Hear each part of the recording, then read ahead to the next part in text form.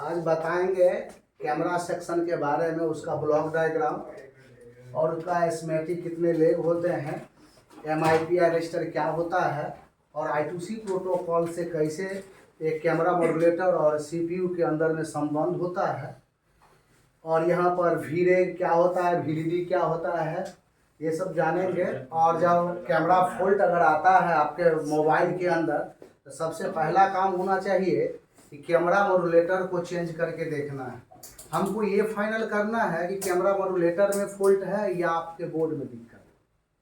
हो सकता है ये जैक खराब हो, फिजिकली रूप से देख करके मालूम चलेगा, आपको लगेगा हुआ दिखा हुआ, लेकिन ये ट्रैक कोई अगर मिस हो जाए एक भी तो कैमरा काम नहीं करेगा। तो आप देखेंगे सबसे पहले मार्केट में कैमरा मॉड्यूलेटर को चेंज करेंगे और उसके बाद चेक करेंगे अगर कैमरा काम कर रहा है तो वो कैमरा मॉड्यूलेटर से खराब था। अगर कैमरा मॉड्यूलेटर चेंज करने के बावजूद यही फॉल्ट है तब हम मोबाइल के अंदर जैक और उसके अंदर एस्मेटिक को रीड करेंगे और इसको ट्रेसिंग करके जानेंगे कि कहाँ पे फॉल्ट है और उसी हिसाब से हम लोग काम करेंगे। तो सबसे पहले हम लोग जानेंगे कि यहाँ पर जो दिख रहा है आपको ये सब MIPI रजिस्टर, ये इसका काम है CPU और एक जैक से लगा हुआ है और इस पर सिग्नल आता है और जो डाटा होगा कैमरा में वो इसको देगा। इसमें अगर कोई भी दिक्कत हो जाए ओपन, ये 10 लाइन है, जैसे 1 2 3 4 5 6 7 8 9 10, 8 लाइन भी होता है। छोटा कैमरा पहले के मोबाइल में छोटा कैमरा आता था उसमें 8 लाइन 6 लाइन भी होता था, लेकिन आज जो स्मार्ट मोबाइल जो भी हम लोग यूज कर रहे हैं उसमें आपको 10 लाइन MIPI लाइन देखने के लिए मिलेगा। इसमें से कोई एक लाइन अगर मिस हो जाएगा, CPU से जो आ रहा है लाइन वो अगर मिस हो जाएगा और इस जैक तक नहीं आई, ये चीज़ खराब हो जाए तो कैमरा काम नहीं करेगा। तो हम क्या कैसे चेक करेंगे इसको, तो सबसे पहले हम लोग कोल्ड ट्रेसिंग करते हैं। कोल्ड ट्रेसिंग का मतलब होता है चार्जिंग भी मोबाइल में नहीं लगा होना चाहिए और बैटरी भी निकाल दे, उसमें कहीं वोल्टेज सप्लाई नहीं होना चाहिए, तब सर्किट कोल्ड होता। और कोल्ड में हम इसका पूरा हेल्थ चेक कर लेते हैं और तब हम रिपेयर करते हैं। अगर हेल्थ ही चेक नहीं कर पाए तो हम क्या पे काम करेंगे, कौन सा लाइन ओपन है, और जो भी लाइन है सब पे GR आएगा। लेकिन एक खास चीज है क्या, यहाँ पर MIPI जो रजिस्टर है इसको कैसे हम GR से निकालेंगे, तो हम क्या करेंगे, बैटरी और चार्जिंग को हटा लेंगे और इसके इस तरफ हम GR लेंगे। ध्यान देंगे, इसका जो GR लेंगे तो 350R से 500R के लगभग ये सेम इस सब का GR एक होगा। ध्यान देंगे, जितना भी ये 10 लेका MIPI रजिस्टर है सबका GR सेम होगा, लेकिन इसका GR आ रहा है सेम सेम सेम सेम और यहाँ पे आ गया कुछ बढ़ गया GR, तो शक हो गया। समझिएगा बात, अगर इस सब का GR सेम है तो ओके है, सब का GR सेम है और एक का GR ज्यादा है तो हम क्या करेंगे, उसको हम बाईपास जंपर करेंगे। सब का GR है और एक का GR नहीं, इस तरफ बता रहे, इसका ये इनपुट है, ध्यान देंगे, ये क्या है, इनपुट है और ये इसका आउटपुट है। तो हम सबसे पहले चेक करेंगे इसमें कि इनपुट जो CPU से लाइन ट्रैक जो इसको जुड़ा हुआ है वो ट्रैक मिस है कि नहीं। तो हम सबका GR इस तरफ लेंगे, जिसका GR 350R से लेकर के 500R के लगभग GR होगा, लेकिन सेम अगर 450 है तो सबका 450 होगा, अगर 500 है तो सबका 550 होगा, तो इसका सेम GR होगा। अगर इधर सेम GR आ रहा फिर भी कैमरा काम नहीं कर रहा है तो इसके आउटपुट में हम GR सबका चेक करेंगे। सबका GR सेम है तो ये लाइन ओके है और इसका GR, एक का GR बढ़ गया। क्या हो गया GR, एक का GR 500 से बढ़ गया, 600 आ गया, 700 आ गया, सबका GR सेम है। सब कहाँ गया, जिसका GR बढ़ा है, कहाँ पे सब हुआ, जिसका GR बढ़ा। दूसरा GR से हम और क्या देखेंगे, अब इस लाइन को ओपन हम समझेंगे GR पर, तो सब का GR निकालेंगे और एक का GR, इसका GR नहीं आ रहा, यहाँ पे इधर GR है और इस साइड GR नहीं आ रहा, तो हमको ये MIPI रजिस्टर खराब ओपन हो गया, तो अब इसका GR के लिए हम इस साइड से इस साइड एक जंपर कर देंगे तो यही GR आ जाएगा और प्रॉब्लम सॉल्व हो जाएगा। No GR no FR open, याद रखेंगे, no GR no FR open. Line क्या है, ब्रेक है, मिस है लाइन, उसको हमको जंपर करना होगा, प्रॉब्लम सॉल्व हो। कैसे ये खराब होता है, नमी तुतिया पानी कारण ये खराब हो सकता है, या आप नाखून से नहीं निकाल कर कोई चिमटा उमटा से निकाल दी। जैक को जब हम निकालते हैं तो कोई चिमटा उमटा से निकाल दिया, तो क्या होगा, उसके नजदीक MIPI रजिस्टर लगा हुआ, ये एक दो कवर गया, कैमरा खत्म। आप उसको अगर मान लिया कवरा हुआ तो दोनों को हमको बाईपास जंपर करना होगा। मान लिया कि ये कवर गया तो इसको हमको मान लिया MIPI रजिस्टर मिल रहा है कहीं से लगा देंगे, अगर नहीं है तो इस दोनों को जंपर करेंगे और प्रॉब्लम सॉल्व होगा। ये चीज ध्यान देंगे। तो कैसे हम इसका 10 लेख का, अगर मान लीजिए इधर ही दिक्कत है, नहीं आ रहा है GR, इनपुट में ही GR नहीं आ रहा है, तो CPU को रिवॉल्व किया जाएगा। क्या किया जाएगा, रिवॉल्व। इसलिए कि CPU का बहुत सारा ट्रैक है, वो ट्रैक कोई मिस कर गया है, इसीलिए यहाँ पर GR नहीं है। तो GR से क्या समझते हैं कि लाइन मेरा जुड़ा रहेगा तब ना वहां पर वोल्टेज आएगा, जो भी चीज रोड को हम काट देगा गाड़ी इस पर आ जाएगा, क्या पुलवा तोड़ देंगे तो कूद के आ जाएगा। तो वैसे ही अगर ये लाइन जुड़ा हुआ तभी यहाँ GR आएगा, इस लाइन में कहीं मिस हो जाएगा तो GR नहीं आएगा। तो ये लाइन हम चेक कर लेंगे, यहाँ पर जो ट्रैक होता है इसके अंदर जो बॉल होता है वो मिस कर जाता है, ड्राइव हो जाता है, तब इसको रिवॉल्व करके प्रॉब्लम सॉल्व होता है। कब यह रिवॉल्विंग करेंगे, जब इसके इनपुट में यही नहीं आए जी, एक दो GR नहीं मिला, ठीक, या तो ये लाइन ब्रेक होगा, तो इसको जब तक हम निकालेंगे नहीं तब तक लाइन चेक नहीं होगा। समझिए बात, जब तक इसको हम CPU को निकाल करके, और मान लीजिए कि ये इस बॉल से जुड़ा हुआ है, यहां पर इस बॉल से जुड़ा है, यहां पर इस बॉल से जुड़ा है, ऐसे करके जुड़ा हुआ, ध्यान देंगे, जुड़ा हुआ। अब मान लीजिए कि CPU को निकाला और तब यहां रख करके और इसको ऐसे करके चेक करें कि मेरा बीप है कि नहीं। अगर ये बीप नहीं है तब ये यहां से यहां जो ये लाइन है इस ये मिस है। अगर यहां से यहां बीप है तब CPU को रिवॉल्व करके डालेंगे तो प्रॉब्लम सॉल्व हो जाए। तब निकालेंगे CPU, अब बारी बारी से चेक करेंगे, ट्रेसिंग करेंगे, ये लाइन मेरा जुड़ा हुआ है कि नहीं है। बीप आ रहा है, ओके, बीप नहीं आया, ये ओपन लाइन है, इसको बाईपास किया जाएगा। अब जानेंगे, आगे बढ़ेंगे कि इसमें उसके बाद जो होता है I2C प्रोटोकॉल्स का काम होता है। I2C प्रोटोकॉल्स का मतलब होता है, I2C का मतलब होता है क्लॉक और डाटा एक IC और एक कैमरा मॉड्यूलेटर के बीच में इंटरनली रूप से संबंध होता है, और मास्टर और स्लेव के बीच में यही I2C प्रोटोकॉल से जुड़ करके कैमरा के अंदर जो भी काम होगा ये बता पाएगा या समझा पाएगा। I2C इंटरनल सर्किट है, वो खराब है, I2C प्रोटोकॉल्स में दिक्कत हो गया, कट गया, तो कैमरा काम नहीं करेगा। इसलिए कि इंटरनली रूप से कमांड वहीं से एक कैमरा मॉड्यूलेटर मास्टर स्लैब को करता है। ये जाने I2C प्रोटोकॉल्स ऑल IC एक मास्टर और स्लैब के बीच में संबंध होता है। वोल्टेज तो मिलेगा लेकिन इंटरनली रूप से उसको कमांड नहीं कर पाएगा, तो क्या होगा, कैमरा काम करेगा नहीं करेगा, उसको मालूम नहीं चलेगा कैमरा मॉड्यूलेटर। अगर कैमरा यहां लगा देंगे तो ये I2C से ही मालूम कर लेगा CPU की कैमरा हमें लग चुका। अगर कैमरा यहां पर नहीं लगा होगा तो I2C प्रोटोकॉल से मालूम कर लेगा CPU कैमरा नहीं लगा हुआ है और यहां पर बहुत सारा वोल्टेज अप्लाई नहीं करेगा। समझिए, कुछ वोल्टेज जो कैमरा लगाने के बाद आता है और कैमरा को ऑन करने के बाद आता है। कैमरा लगाना भी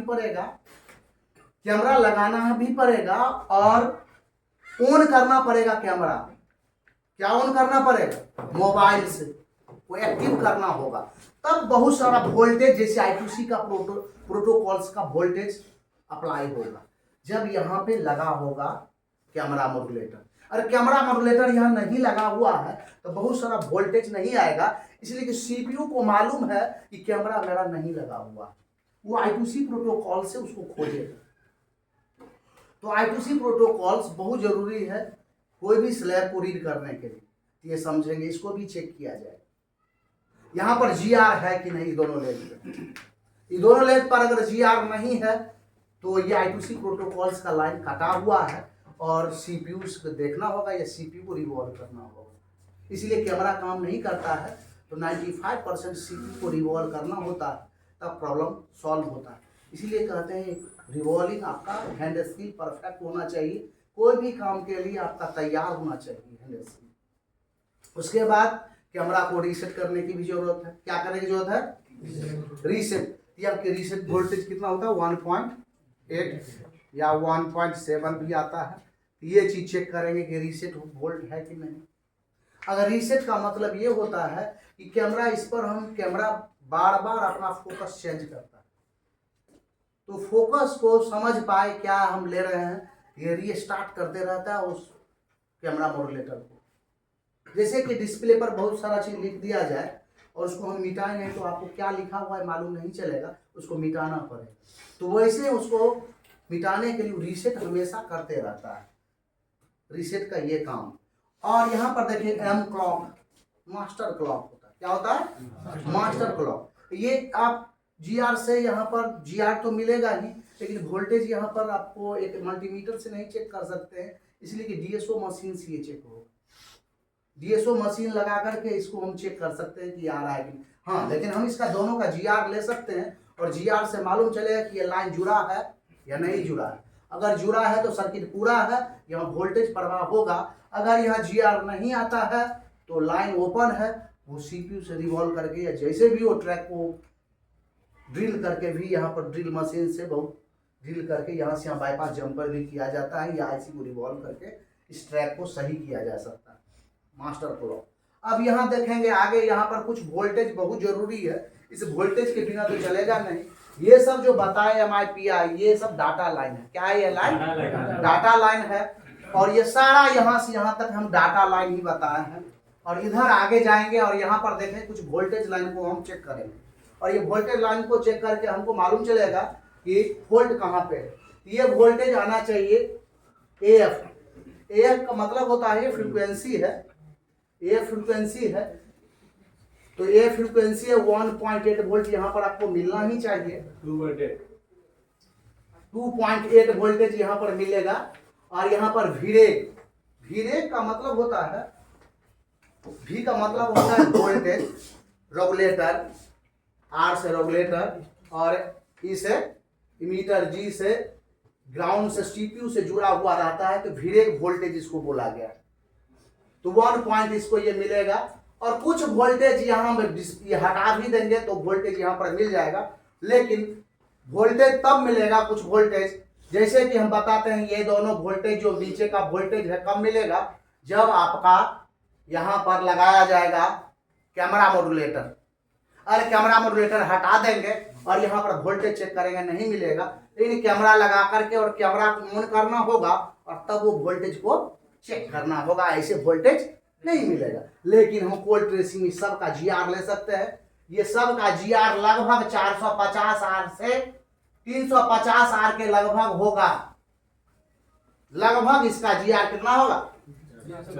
450 से 350 R के लगभग GR है। ये लाइन सब ओके है, इसमें कोई दिक्कत नहीं है। अगर वोल्टेज ये दोनों वोल्टेज चेक करेंगे, VREG और ये दोनों वोल्टेज, अब बैटरी लगाएंगे, कैमरा लगाने की जरूरत नहीं है, मिल जाएगा ये दोनों वोल्टेज। कैमरा ऑन नहीं करना है, कैमरा हटा करके आप चेक करेंगे, बैटरी लगा करके आपको ये वोल्टेज मिल जाएगा 1.8 ये दोनों। लेकिन ये दोनों वोल्टेज कब मिलेगा? जब आप कैमरा लगाएंगे और कैमरा को ऑन करेंगे, एनेबल करेंगे, तब ये वोल्टेज आपको मिलेगा। तो हम लोग GR से जाने कहां पर क्या फॉल्ट है। और यहाँ पर VREG लाइन, VAVDD लाइन और DVDD लाइन, मतलब यहाँ समझेंगे कि ये जब कैमरा लगेगा तो कैमरा मॉड्यूलेटर ये अपना कुछ कोड सेंड सीपीयू को करेगा और तब मालूम चलेगा ये वोल्टेज यहाँ से अप्लाई, फीडबैक वोल्टेज अप्लाई करेगा और तब यहाँ पर आपको वोल्टेज चेक करने की जरूरत होगा और वोल्टेज चेक करेंगे तो कैमरा लगा लेंगे और कैमरा ऑन कर लेंगे और तब सारा ये वोल्टेज आपको यहाँ पर मिल जाएगा। लेकिन अगर कोई खराब मोबाइल आता है जिसमें कैमरा काम नहीं करता है तो मोबाइल में 5, 4, 6 मोबाइल कैमरा लगा होता है, लेकिन उसमें एक मास्टर कैमरा होता है, उसके बारे में हम बताए हैं। और सब कैमरा में इतना लाइन नहीं होता है, ऑटो फोकस के लिए है, लेकिन एक मेन कैमरा होता है। उस कैमरा के लिए इतना वोल्टेज की जरूरत एक एंड्रॉइड मोबाइल में होता है और इतने 10 लाइन की जरूरत होता है। MIPI रजिस्टर सबसे ज्यादा खराब होने वाला चीज इसमें MIPI रजिस्टर है। सबसे पतला लाइन है, ये खराब होने का chance water damage, physical damage के दौरान ज्यादा 100% चांस होता है MIPI रजिस्टर कवर जाए, वो खराब हो जाए। यहाँ से देखेंगे तो प्रॉब्लम 90% आपका सॉल्व हो जाएगा प्रॉब्लम।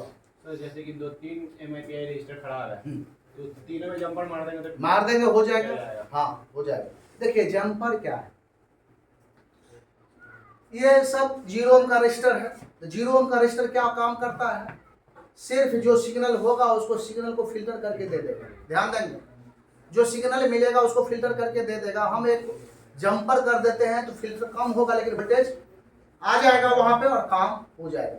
हो सकता है कि आपको मोबाइल आपके साथ बहुत सारा फेंका होगा, उसमें कैमरा के नजदीक MIPI रजिस्टर लगा होगा, उसको निकाल करके लगा देंगे, प्रॉब्लम सॉल्व हो जाएगा। जो जहां से पार्ट्स निकाले वहीं से पार्ट्स निकाल करके लगा देना है, प्रॉब्लम सॉल्व हो जाए। लाइट सेक्शन है तो लाइट सेक्शन से ऐसे करके हम लोग काम करते हैं। लेकिन MIPI रजिस्टर बहुत ज्यादा खराब होता है, ये हमेशा ध्यान देंगे।